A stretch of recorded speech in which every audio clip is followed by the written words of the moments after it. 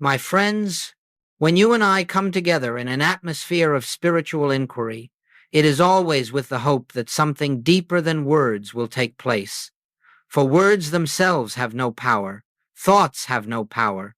The human mind, with all its noise and activity, cannot lead you into the peace, the harmony, the healing, or the abundance you have been seeking.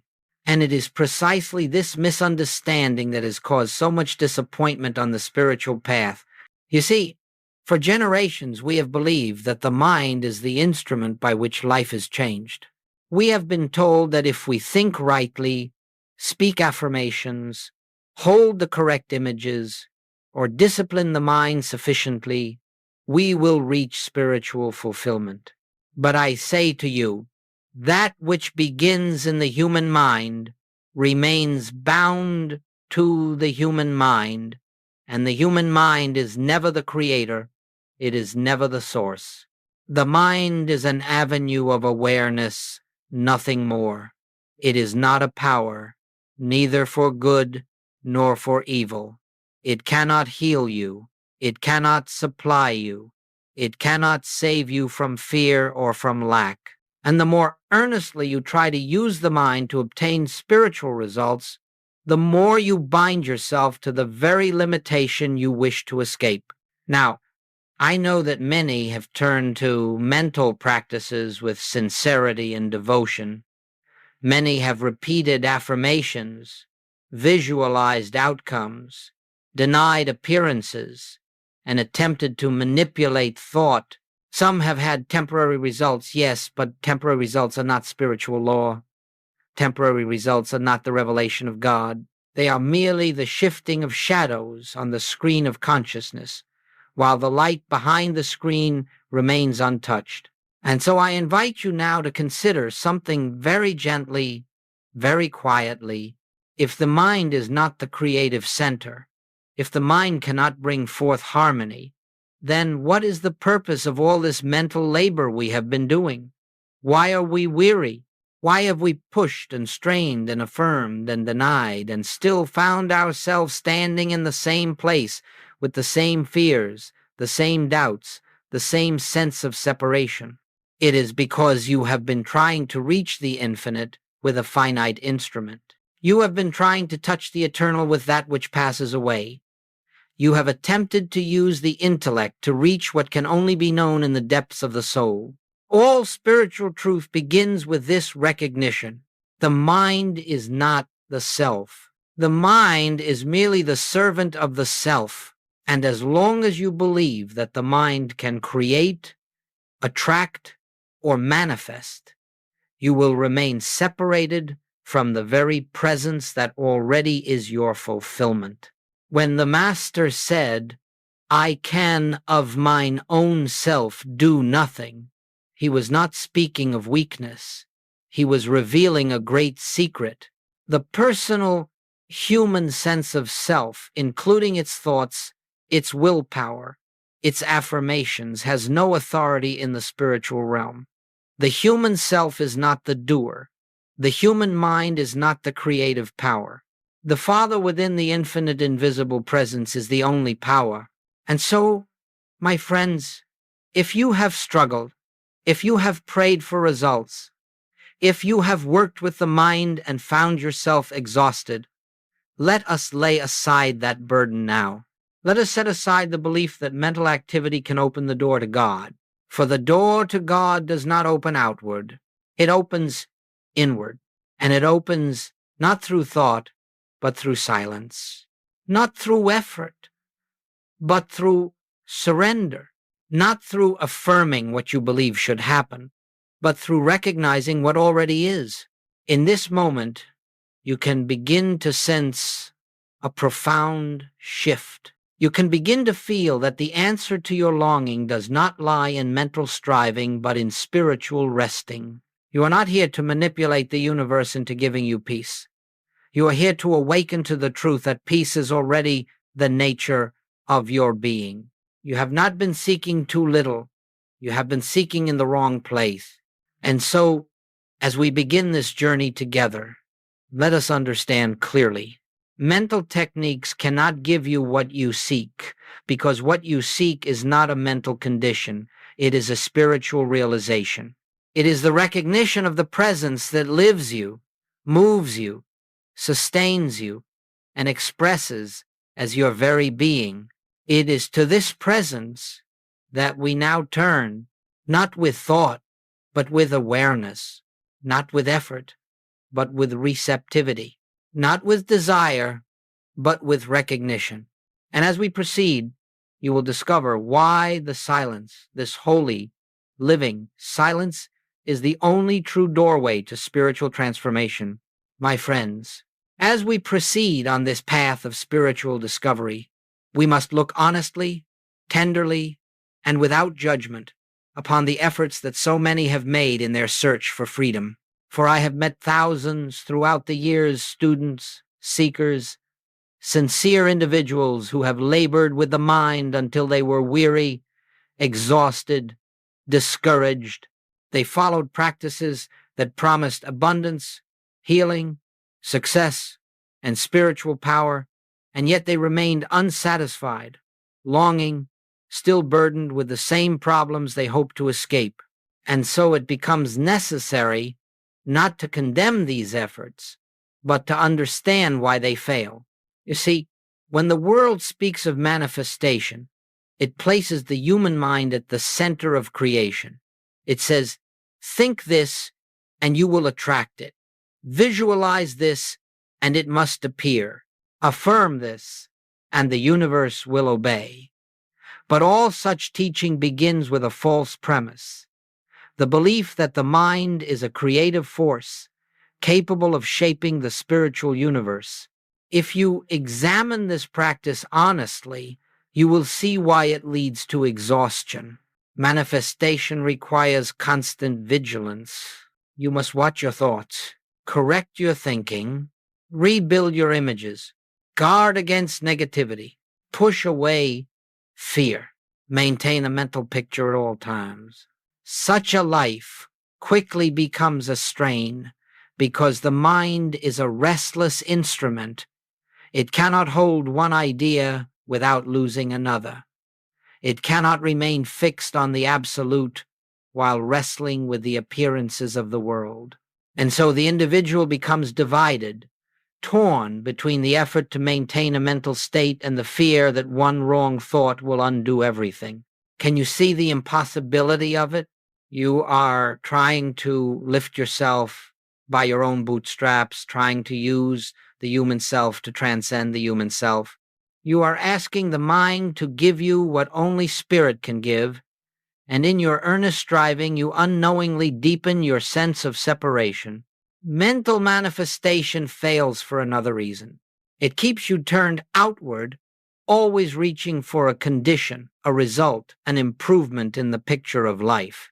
It persuades you that your good lies in something external: money, relationships, opportunity, health, and that you must work for it, pray for it, or mentally attract it. But Goldsmith's revelation, the revelation of the mystic path, declares that all good is already within you, not as a thought, not as a desire, but as the living presence of God that constitutes your very being. Think for a moment. If harmony is the nature of God, if love is the nature of God, if abundance, peace, and life itself are the qualities of the infinite, how could you, by mental effort, add anything to that which already is? How could you improve the infinite? How could you increase that which is boundless? And yet, this is what the practitioner of mental manifestation attempts to do: improve what is already perfect by means of a limited instrument. This is why the manifestation approach leads to exhaustion. It is built upon a belief that you lack something, that you must attain something, that you must persuade the universe to deliver something.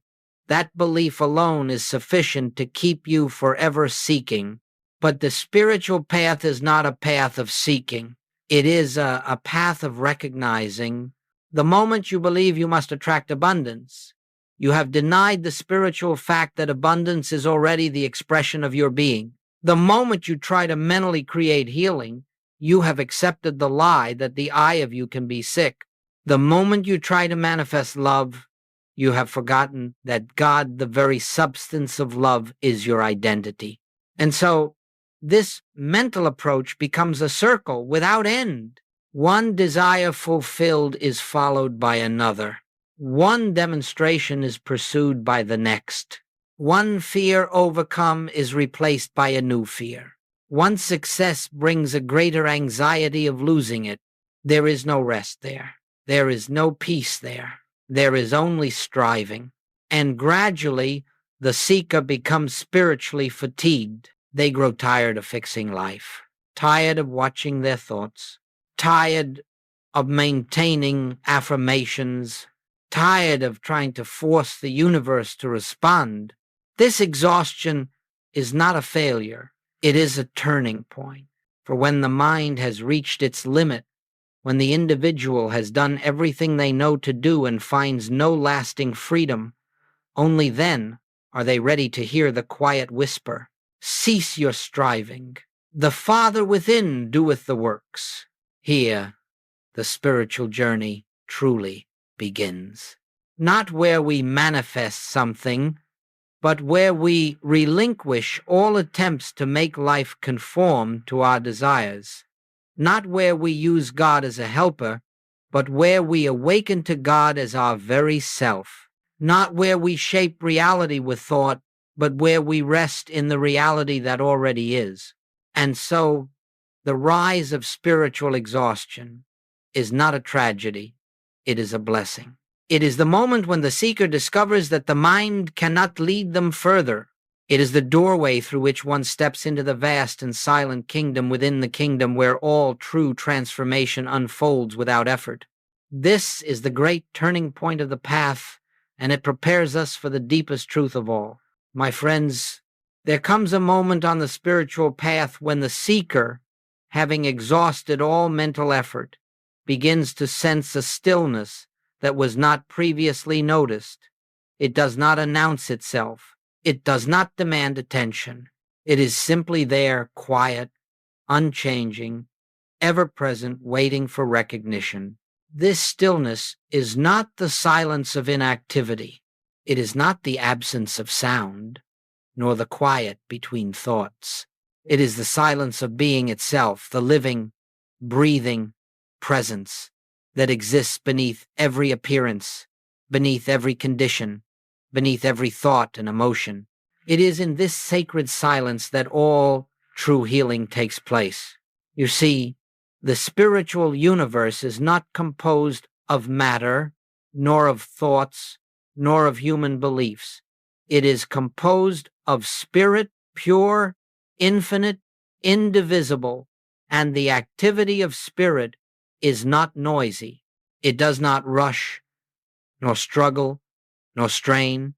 It unfolds gently, without effort, without resistance, without conflict. This inner realm, this silent dimension, is the place where the presence of God is tangibly experienced, not as an idea, not as theology, but as the very essence of one's being. It is here that the human sense of life fades and the spiritual reality of life reveals itself. But you cannot come into this silence by trying. Trying is of the mind. Trying is movement, activity, pursuit. Silence is already here. It is the ground of your being. It is the nature of the I that you truly are. When we speak of healing, whether physical, emotional, financial, or relational, understand that healing does not occur because we have corrected a condition. Healing occurs because we have touched, even if only for a moment, this silent dimension of being where there is no condition to correct. In that realm, there is only God. And where God is consciously realized, discord cannot exist. This is the reason why the great mystics could sit quietly in the presence of disease and behold harmony. They were not looking at the appearance. They were beholding the invisible reality behind the appearance. They knew that the picture on the screen, whether pain, lack, or fear, was not the truth of being. The truth resided in the silence. And so, healing is never a change of the outer picture. It is a shift in consciousness.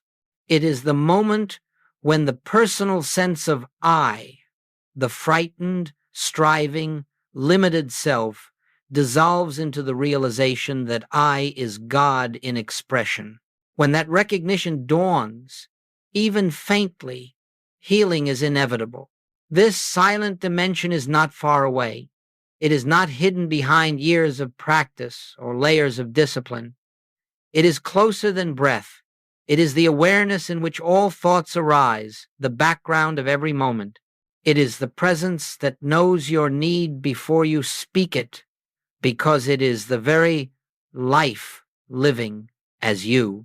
To enter this sacred space, you do not push thoughts away, nor do you try to purify the mind. You simply turn toward the silence within, as gently as one would turn toward a friend. And in that turning, something shifts. You sense a peace that has no cause, a stillness that is not dependent on circumstances, a presence that does not come and go. This presence is the Father within. This silence is the activity of God.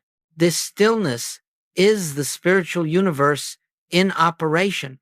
And as you rest in it, without asking, without seeking, without trying to achieve anything, grace begins its work. Not your work, but the work of the infinite invisible. And it is this work that heals, restores, supplies, guides, and perfects. Do not mistake this for passivity. It is the greatest activity in the universe, for in silence, the divine self is revealed. In silence, the hypnotism of the senses is broken. In silence, you awaken to the truth that your life is not a personal struggle, but a divine unfoldment. As you begin to touch this inner realm, you will discover something truly remarkable. The more deeply you rest in silence, the more harmoniously life unfolds without your interference. What seemed impossible becomes possible. What seemed blocked begins to open. What seemed broken begins to heal. But none of this occurs because you made it so. It occurs because you allowed the presence to reveal itself. And so, my friends, all true healing takes place in the silent dimension of being, in the recognition of the presence that has always been there, waiting only for acknowledgement. As we continue, we will explore how to abide in this presence, how to rest in it, how to practice it not as a technique, but as a way of life. My friends, as we enter more deeply into this path, let us speak now of what I have called practicing the presence, and let us approach it gently, for it is not a method, nor a ritual, nor a discipline of the mind. It is not something you perform, nor something you master through repetition. It is not a technique to get God to act, because God is already acting as the very life of your being. No, practicing the presence is the quiet, inner recognition of what already is. It is the resting in the truth that the presence of God is here, within, closer than your own breath, the very essence of your identity. When I use the word presence, I am not referring to a distant deity. I am not speaking of some higher power outside the universe. The presence is the infinite, indivisible life which expresses itself as your consciousness. It is the spirit that is the substance of all form, the intelligence that is the source of all harmony, the love that is the fabric of all relationship. To practice the presence is to turn inward, not to the mind, but to the source of the mind. It is to acknowledge, in a moment of quietness, that underneath every thought, every feeling, every appearance, there is one life, one power, one presence, and that this presence is the I of your being. When the Master said, I and the Father are one, this was not a statement reserved for him alone. It was the revelation of a universal truth. The I that you are is not a human self, but the presence of God individualizing as you. And so practicing the presence means remembering this truth during the seemingly ordinary moments of your day. It is not a matter of speaking sacred words. It is not the repetition of a phrase. It is simply a turning, a gentle inward shift in which you acknowledge the presence is here. God is the life of me. The I that I am is the infinite invisible.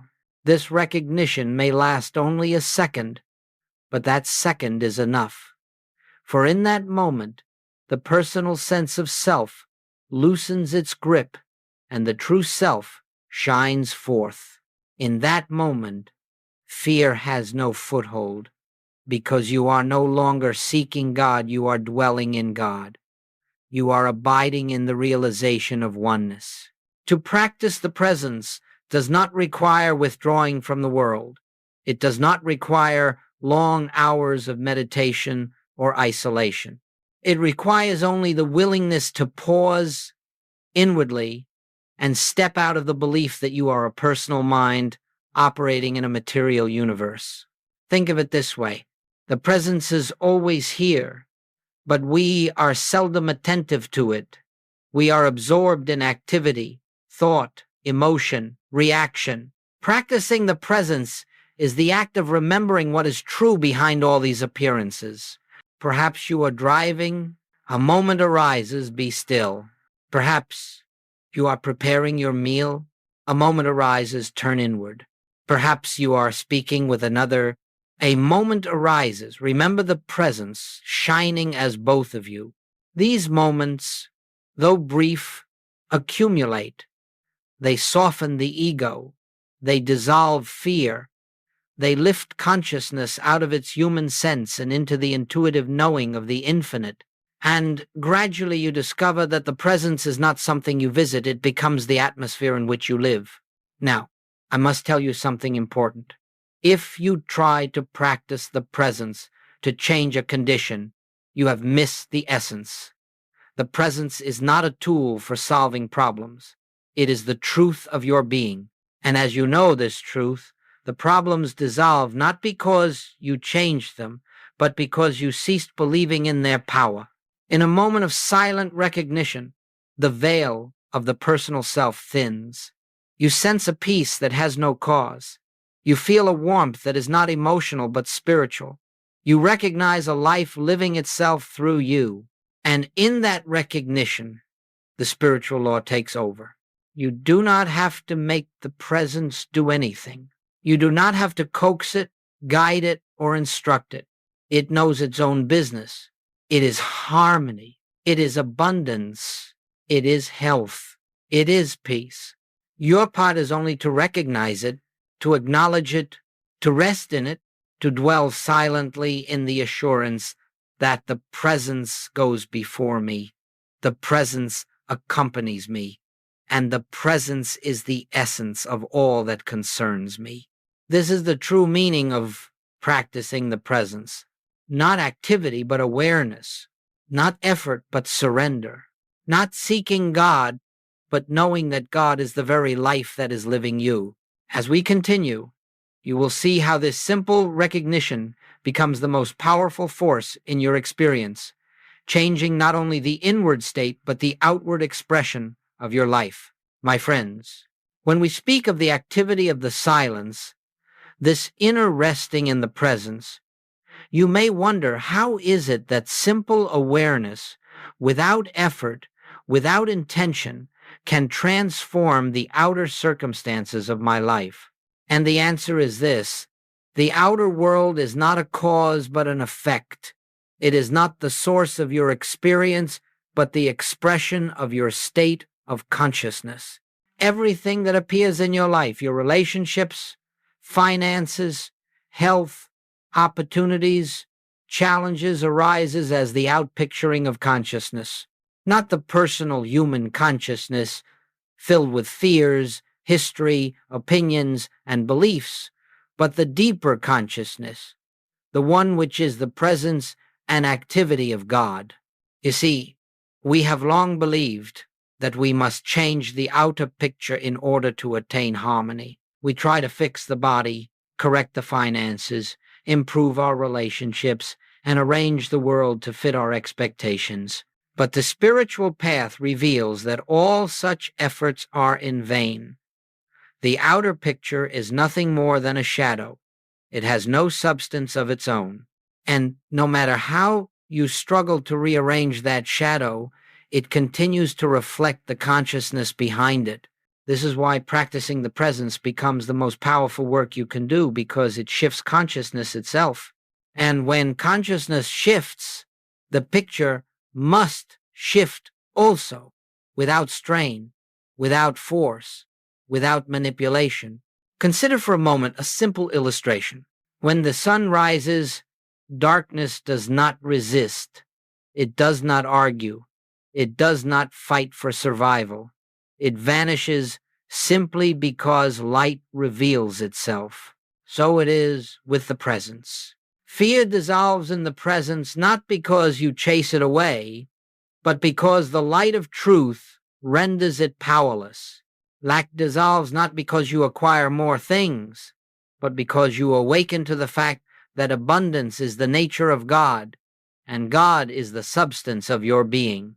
Illness dissolves not because you treat the body, but because you come into contact with the life that cannot be sick. All spiritual healing is the revelation of what already is, not the creation of something new. And this revelation occurs only in silence. Now, let us go deeper. The silent practice rewrites your reality because it removes the false sense of I, the personal ego that believes it must manage life. When you enter the silence, even briefly, the personal I begins to fade. In its place, the spiritual I, God expressing as your very self, comes to the foreground. And where the spiritual I is acknowledged, harmony flows as naturally as the tide without your effort. You may think, but surely I must do something to change my circumstances. No, my friends. That is the illusion that binds humanity to suffering. When you try to change the picture, you are operating as the personal self. When you rest in the presence, you are permitting the infinite invisible to reveal itself. And the infinite invisible does not need your instruction. It simply needs your recognition. The moment you enter the silence, you are stepping out of the world of appearances. You are stepping out of fear. You are stepping out of the belief that anything external has power over you. In that moment, you are returning to your true home, the realm of spiritual reality, where only God is power, only God is substance, only God is law. From this inner center, the outer experience begins to align with the truth you have recognized. Not because you willed it, but because you removed the obstruction, the belief in a self apart from God. Let us be very clear. The presence does not improve your human life. The presence reveals your spiritual life. And as this revelation unfolds, the human picture harmonizes of its own accord. It may appear as new opportunities, improved health, restored relationships, or financial sufficiency, but these are not the product of your effort. They are the natural expression of a consciousness in which God is realized. This is why the silent practice rewrites reality, not because silence is a technique, but because silence allows the false sense of self to fall away. And when the false falls away, the true stands revealed. And what is true is always harmonious. Remember this: you do not bring harmony into your life. Harmony is already here, hidden beneath the noise of the personal mind. When the mind grows still, the harmony that has always been begins to flow into expression. This is the effortless way the way of grace, the way of the presence lived and realized. And this, my friends, is the foundation upon which the entire spiritual life is built. My friends, there comes a moment in every sincere seeker's life when a profound inner shift begins to occur, not by struggle, not by discipline, but by grace. And this shift is what I call the great reversal, the turning away from human effort and the turning towards spiritual rest. From the moment we enter this world, we are taught to strive. We are taught to make something of ourselves, to achieve, to acquire, to correct, to control. Even on the spiritual path, this conditioning follows us. We believe we must improve our thoughts, elevate our emotions, purify our desires, and discipline our minds. And all of this, sincere though it may be, keeps us rooted in the belief that the human self has a task to perform. But the great truth of the spiritual life is that the human self can perform no spiritual work. The human mind cannot lift you into the awareness of God. The human will cannot open the doors of the infinite. And the human ego cannot enter the kingdom of heaven, for it has no existence in the realm of spirit. The great reversal begins when you perceive the futility of trying to use the personal self to reach the divine. In that holy moment, something in you surrenders, not in defeat, but in awakening. You see, for the first time, that the one who has been striving has never been the true self at all. It has been a shadow of identity, a construct of memory, fear, desire, and conditioning. And when this false identity loosens its grip, even slightly, you begin to sense a deeper I, the I that does nothing, yet all things are done through it. The I that does not strive, yet harmony unfolds in its presence. The I that does not seek God because it is one with God. This realization is the beginning of spiritual freedom. Let us understand it clearly. Human effort operates from the belief that something is missing. Spiritual rest arises from the realization that nothing is missing. Human effort tries to acquire the good. Spiritual rest recognizes that the good is already present in its fullness. Human effort attempts to correct appearances. Spiritual rest knows that behind every appearance stands the perfect activity of God. The more you struggle, the more you affirm the power of the problem. The more you rest, the more you reveal the power of the presence. And so the great reversal is not a new effort you must undertake. It is the relinquishment of effort. It is the willingness to step aside and let the infinite, invisible govern, guide, and unfold your experience. This is why the Master said, "Take my yoke upon you, for my yoke is easy and my burden is light." What is this easy yoke? It is the yoke of surrender. It is the resting in the Father within who does the works. It is the letting go of the personal sense of responsibility for life and the quiet recognition that life is living itself through you. In this reversal, you cease to live from reaction, from fear, from desire. You begin to live from presence. And soon you discover something extraordinary. The more you rest in the presence, the more life unfolds in perfect order. Without effort, solutions appear. Without struggle, relationships harmonize.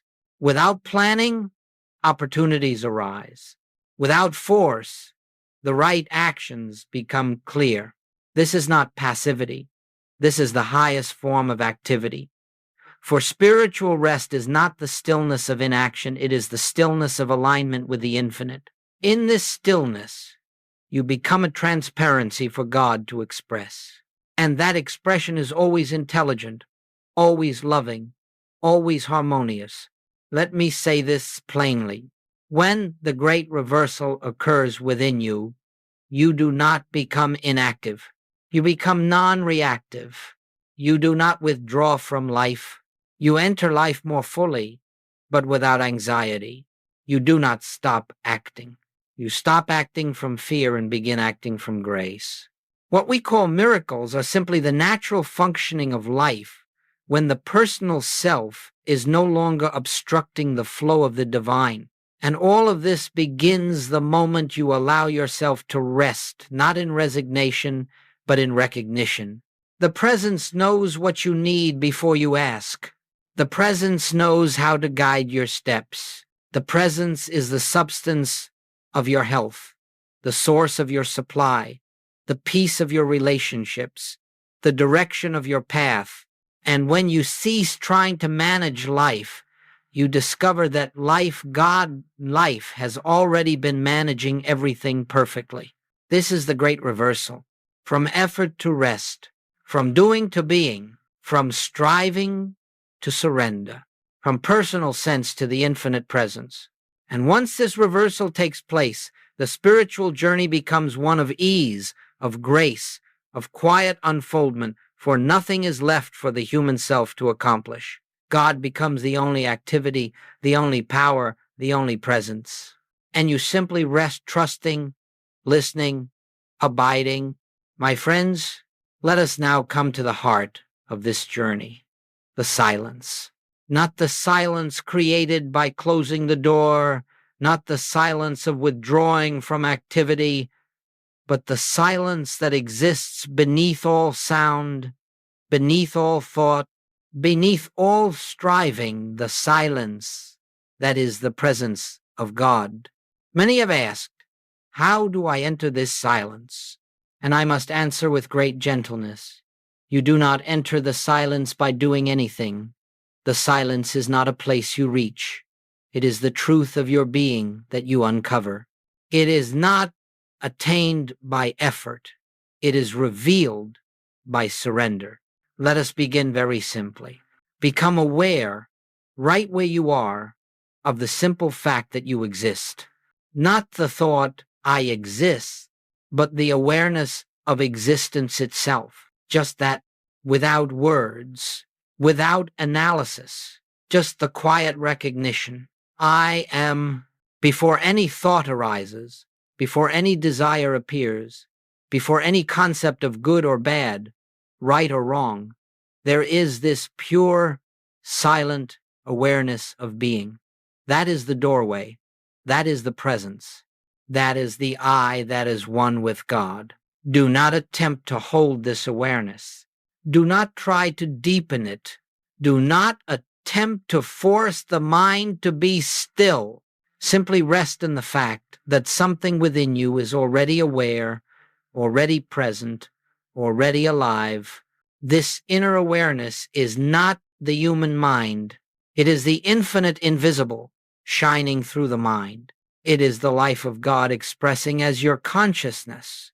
Now, simply be with this awareness.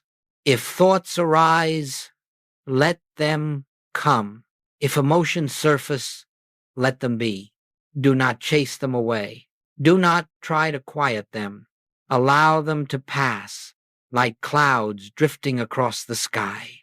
You are not the thoughts. You are the awareness in which the thoughts appear. You are not the emotions. You are the presence that observes them. You are not the body. You are the life animating the body. In this realization, the mind begins to settle naturally, not because you forced it, but because you have withdrawn your belief from it. The mind becomes like a servant who, seeing that the master has ceased issuing commands, grows quiet. Now, without words, without concepts, acknowledge the presence, not as something to be summoned, not as something you must attain, but as something that is already here.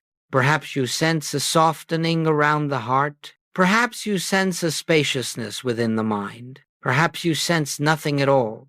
Do not measure the experience. Do not try to judge it. The presence is not an emotion. It is not a sensation. It is not an experience you feel. It is the truth of your being. Sit in this inner posture of receptivity, even if only for a few breaths. Let the presence reveal itself.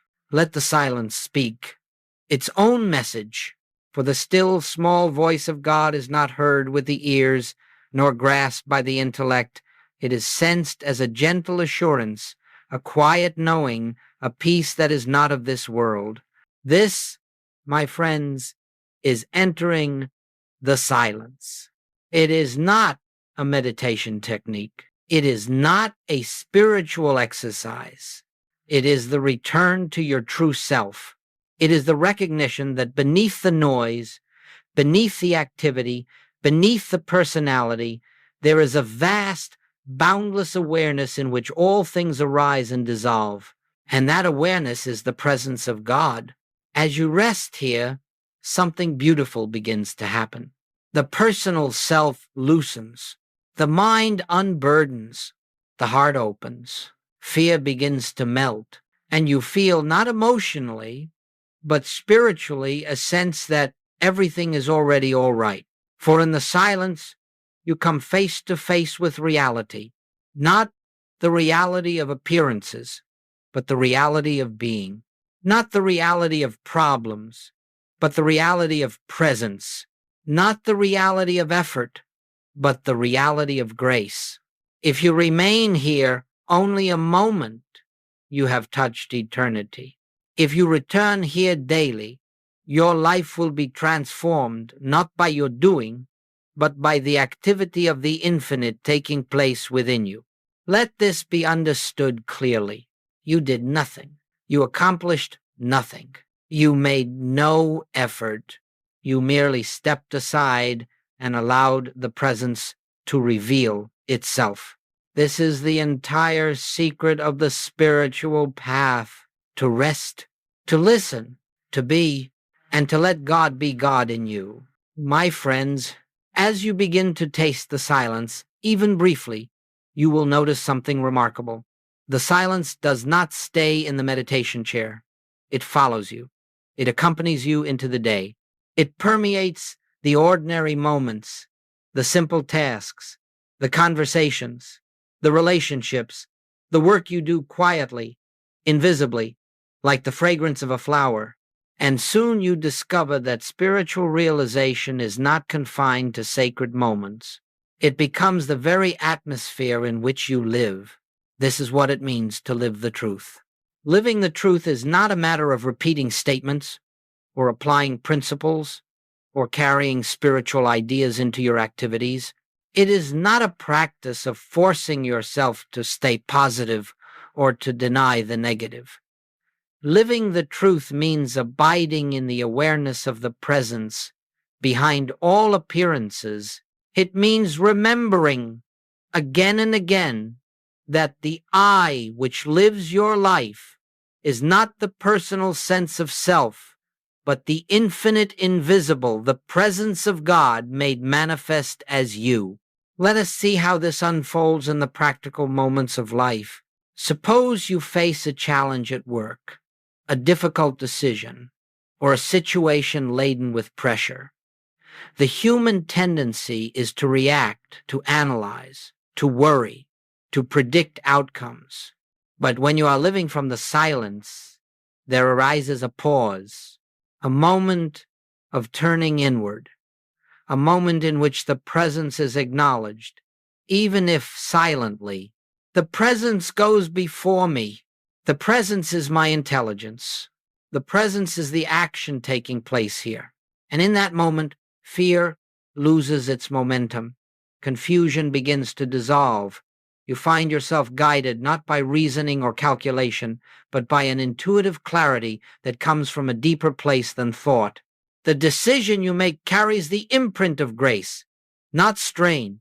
Or perhaps you are dealing with another person, someone who irritates you, or challenges you, or misunderstands you. The human self reacts. I am hurt, I am angry, I am offended. But when you are living the truth, a different realization arises. The presence that I am is the same presence appearing as this individual. The Christ of me beholds the Christ of them. And in that recognition, judgment falls away. Compassion arises naturally. And often, without a word, the relationship begins to shift. This is not because you changed the other person. It is because you ceased reacting from the personal self and allowed the presence to see through you. Let us look at health. When symptoms arise, the human reflex is to identify the body as the self. I am sick. I am in pain. I am weak. But when you are living the truth, there is another awareness beneath the surface. The I that I am cannot be sick. The I that I am is spirit, whole and complete. The symptoms may appear, but they are not the truth of my being. You do not deny the appearance. You simply refuse to identify with it. You rest in the presence. And in that resting, healing begins not necessarily because the body changes in that moment, but because your consciousness has shifted from the mortal sense to the spiritual fact. And where the spiritual fact is acknowledged, harmony follows. Look also at supply. The world teaches that supply comes from jobs, investments, people, or outer conditions.